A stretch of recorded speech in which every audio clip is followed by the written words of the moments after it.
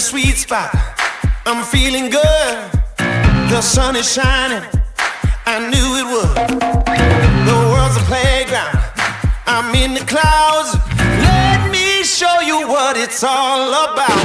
Check it out. I'm gonna light it up. Yeah, I'm gonna light it up. Check it out. I'm gonna light it up. Yeah, I'm gonna light it up. Just check it out. I'm gonna light it up. Yeah, I'm gonna light it up.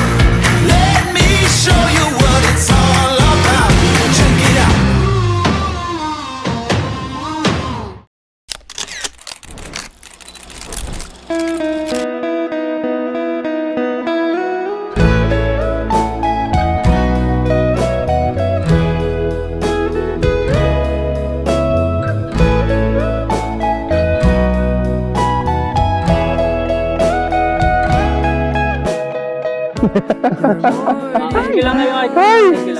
Anong gagawin niyo mamayang gabi? Wala ka mamayang hindi mo kaya, pagod na pagod ka.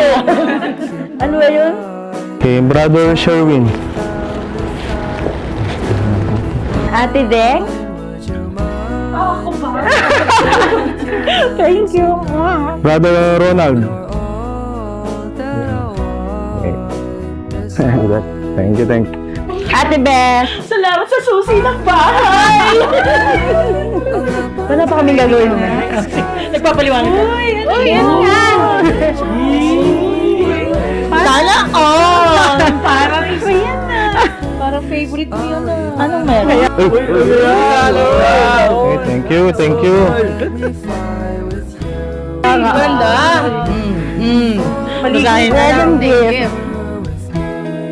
Dear babe, tanggapin mo ang bag na ito bilang simbolo ng sisidlan ng mga pangarap nating tutuparin sa tulong at awa ng Ama. 3 gifts yan sa next month ang unang hulog. I love you. Wow! Ang cute! Sisidlan. Mamaya lagayan. Thank you, pero ikaw magbabayad. Aking minamahal, sana po ay nagustuhan mo ang konti kong regalo. Simula na ang oras na tayong dalawa ay magkasama. See you po mamaya. I love you. From Rachel. Oy, regalo. Wow, thank you. Thank you babe sa iyong regalo. Aasahan mo na iingatan ko to at lahat ng oras ay ibibigay ko para sa iyo. Thank you! Welcome.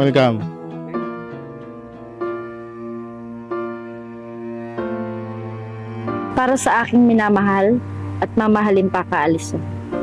Unang-una nagpapasalamat ako ng marami sa ating Panginoong Diyos sapagkat sinagot na niya ang isa sa aking mga ipinagpapanata.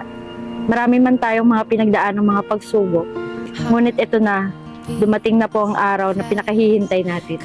Araw na itinakda ng Ama upang tayo pagbuklurin. Maraming salamat sapagkat marami man akong kapintasan at kakulangan ay hindi naging hadlang iyon para lalo mo pa akong mahalin. Salamat sa pagmamahal, lalo na sa pagpapaalala na uukol sa ginagawa nating paglilingkod at pagtupad ng ating mga tungkulin. Tayo po ngayon ay nagkakatipon sa harapan ng Diyos upang pagbuklurin sina kapatid na Alison del Rosario at kapatid na Rachel Perez sa pamamagitan ng banal na pagkakasal.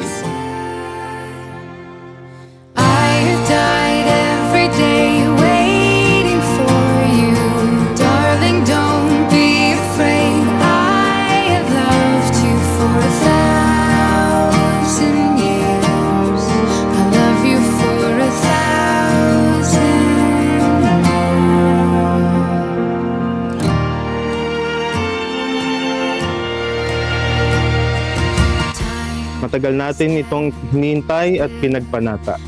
Bago pa lamang kita makilala, ay palagi akong nananalangin sa Ama na kapag ayon na sa kanyang kalooban, ay pagkalooban niya ako ng isang babaeng makakasama ko sa pagtupad ng aking mga tungkulin habang buhay. At ikaw ang naging sagot sa aking panata. Marami mang pagsubok at bagabag ang ating pinagdaanan na kung hindi tayo nang hawak sa ating mga pagpapanata, ay hindi natin masasapit ang mahalagang okasyon na ito sa ating buhay.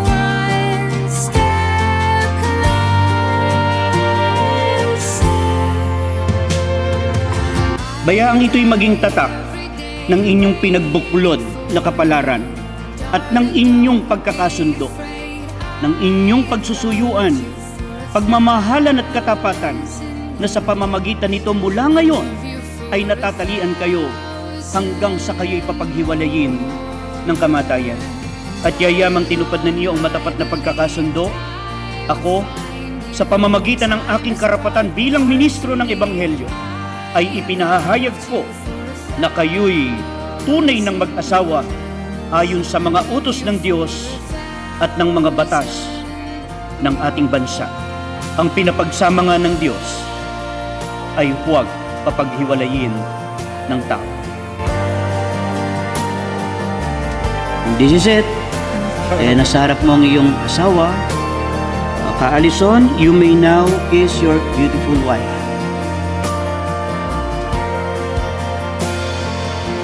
Palakpakan ko natin yun.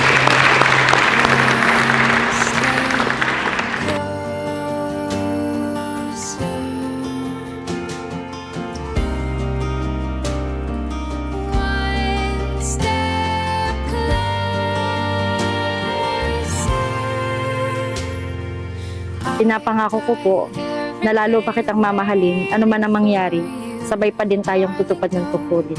Mahal na mahal po. Mula sa araw na ito na tayo'y pagbuklurin ng ating Ama, ay nangangako ako na habang buhay tayong magkasamang maglilingkod sa Kanya.